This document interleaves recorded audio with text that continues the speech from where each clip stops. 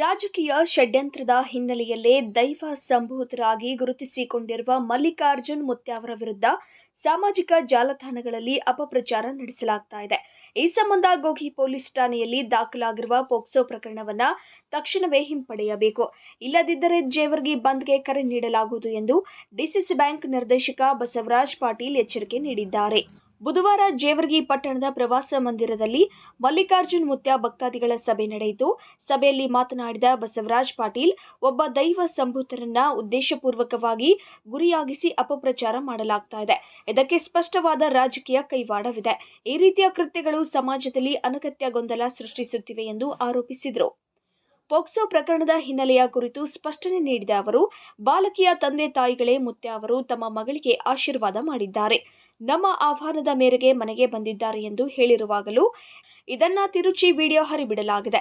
ಸೂಕ್ತ ಹಾಗೂ ನಿಷ್ಪಕ್ಷಪಾತ ತನಿಖೆ ನಡೆಸಿ ಪ್ರಕರಣವನ್ನ ಕೂಡಲೇ ಹಿಂಪಡೆಯಬೇಕು ಎಂದು ಆಗ್ರಹಿಸಿದರು. ಶಾಪುರ ತಾಲೂಕಿನ ನಾಗರೋಜ ಒಂದು ದೇವಸ್ಥಾನದ ಪೂಜ್ಯರ ನಮ್ಮ ಮಲ್ಲಿಕಾರ್ಜುನ ಗುರುಗಳ ಮೇಲೆ ಪೋಸ್ಕೋ ಕಾಯ್ದೆ ಅಡಿಯಲ್ಲಿ ಮಕ್ಕಳಿಗೆ ಕೇಸ್ ಮಾಡಿದ್ದಾರೆ. ಆ ಒಂದು ಕೇಸನ್ನು ತಕ್ಷಣ ಅವನ ಮಕ್ಕಳಿಗೆ ಯಾರೇ ಕಂಪ್ಲೇಂಟ್ ಮಾಡಲಿ ವಿಡ್ರಾ ಮಾಡ್ಕೋಬೇಕು. ಯಾಕಂದ್ರೆ ಇವತ್ತು ಮಕ್ಕಳು ದೇವರ ಸಮಾನ. ಇವತ್ತು ಆ ಒಂದು ಮಠದಲ್ಲಿ ಮಕ್ಕಳಿಗೆ ಒಂದು ಮುದ್ದಾಡುವಂಥ ಒಂದು ಸನ್ನಿವೇಶವನ್ನು ಜಾಲತಾಣಗಳಲ್ಲಿ ಅರಿಬಿಟ್ಟು ಇವತ್ತು ಪೂಜ್ಯರ ಮೇಲೆ ಕಳಂಕ ತರುವಂಥ ಕೆಲಸ ಇವತ್ತು ಅನೇಕ ಷಡ್ಯಂತ್ರದಿಂದ, ರಾಜಕೀಯ ಷಡ್ಯಂತ್ರದಿಂದ ಮಾಡ್ತಾಯಿದ್ದಾರೆ.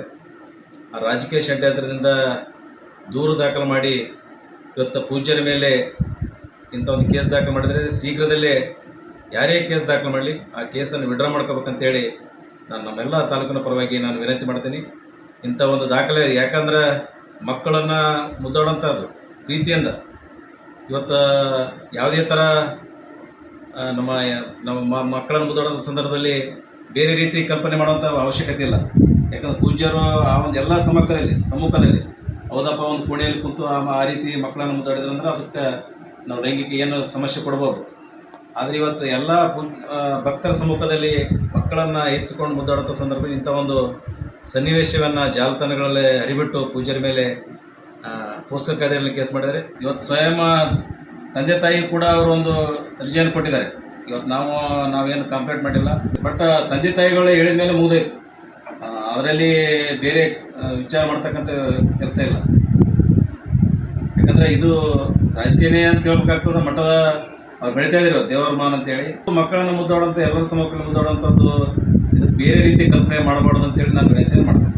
ತಕ್ಷಣ ಇಂಥ ಒಂದು ಕೇಸನ್ನು ವಿಡ್ರಾ ಮಾಡಬೇಕಂತೇಳಿ ನಾನು ವಿನಂತಿಯನ್ನು ಮಾಡ್ತೇನೆ. ಸಭೆಯಲ್ಲಿ ಮಾತನಾಡಿದ ಶರಣು ತಳವಾರ್, ತಂದೆ ಮಗಳ ಬಾಂಧವ್ಯಕ್ಕೆ ಧಕ್ಕೆ ತರುವ ರೀತಿಯಲ್ಲಿ ವಿಷಯವನ್ನ ನಿರ್ಮಿಸಲಾಗ್ತಾ ಇದೆ.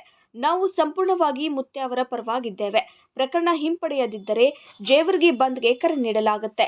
ಇದಕ್ಕೂ ಸರ್ಕಾರ ಹಾಗೂ ಪೊಲೀಸ್ ಇಲಾಖೆ ನಿರ್ಲಕ್ಷ್ಯ ವಹಿಸಿದರೆ ಜೇವರ್ಗಿಯಿಂದ ಯಾದಗಿರಿ ಜಿಲ್ಲಾಧಿಕಾರಿಗಳ ಕಚೇರಿಯವರೆಗೆ ಪಾದಯಾತ್ರೆ ನಡೆಸಿ ಕಚೇರಿಗೆ ಮುತ್ತಿಗೆ ಹಾಕಿ ಧರಣಿ ಸತ್ಯಾಗ್ರಹಕ್ಕೆ ಮುಂದಾಗಬೇಕಾಗುತ್ತದೆ ಎಂದು ಆಕ್ರೋಶ ವ್ಯಕ್ತಪಡಿಸಿದರು. ಮಹಾಲ್ರೋಜೆ ಅವರು ಏನು ಇವತ್ತು ಅವರ ಮೇಲೆ ಈ ಪೋಸ್ಕೋ ಕಾಯ್ದೆ ಅಡಿಯಲ್ಲಿ ಆರೋಪವನ್ನು ಇವತ್ತು ಬಿಂಬಿಸ್ತಾ ಇದ್ದಾರೆ. ಇವತ್ತು ಆ ಆರೋಪಗಳನ್ನು ಇವತ್ತು ಸೂಕ್ತ ತನಿಖೆ ಮಾಡಬೇಕಾಗಿತ್ತು. ಎಲ್ಲೋ ಅಧಿಕಾರಿಗಳು ಒಂದು ದುಡುಕಿದ್ದಾರೆ ಅಂತಕ್ಕಂಥ ಒಂದು ನಿರ್ಧಾರವನ್ನು ಹೇಳಕ್ಕೆ ಇಷ್ಟಪಡ್ತೀನಿ. ಯಾಕಪ್ಪ ಅಂತಂದ್ರೆ ಇವತ್ತು ಈ ಸಮಾಜದಲ್ಲಿ ಅಧಿಕಾರಿಗಳಂದ್ರೆ ಇವತ್ತು ಅಧಿಕಾರಿಗಳನ್ನ ನಂಬಿ ಇವತ್ತು ಜನರು ಬದುಕ್ತಾ ಇದ್ದಾರೆ.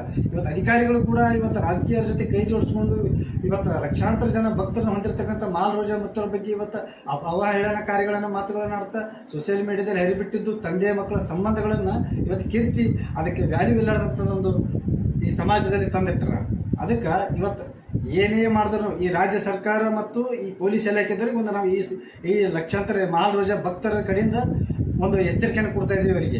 ಯಾಕಪ್ಪ ಅಂತಂದ್ರೆ ಇವತ್ತು ಅವರು ಆ ಮಗಳನ್ನು ಹೊತ್ಕೊಂಡಿದ್ದು ಆ ರೂಮಲ್ಲಿ ಒಂದು 20 ಜನಸಂಖ್ಯೆ ಇತ್ತು. ತಂದೆ ತಾಯಿ ಎದುರಿಗೆ ಆ ರೀತಿ ಮಾಡಕ್ಕೆ ಯಾರಿಂದರೂ ಸಾಧ್ಯನಾ? ಯಾರ ಮಕ್ಕಳಾದರೂ ಎದುರು ತಂದೆ ತಾಯಿ ಮಗನ ಮುತ್ತೆಯನ್ನು ಎದುರು ಕೊಟ್ಟು ಆ ರೀತಿ ಬಿಂಬಿಸಕ್ಕೆ ಸಾಧ್ಯನಾ?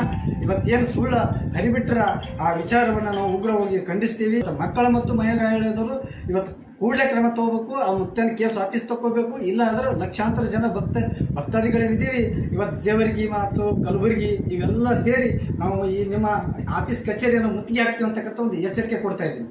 ಈ ಸಂದರ್ಭದಲ್ಲಿ ಸಂತೋಷ್ ಜೈನಾಪುರ, ಪ್ರಕಾಶ್ ನಾಯ್ಕೋಡಿ, ವಿಜಯ್ ಕುಮಾರ್ ನಾಯ್ಕೋಡಿ, ಹನುಮಂತ ನಾಯ್ಕೋಡಿ ಹಾಗೂ ಅನಿಲ್ ಕುಮಾರ್ ಘಂಟಿ ಸೇರಿದಂತೆ ಹಲವರು ಉಪಸ್ಥಿತರಿದ್ದರು.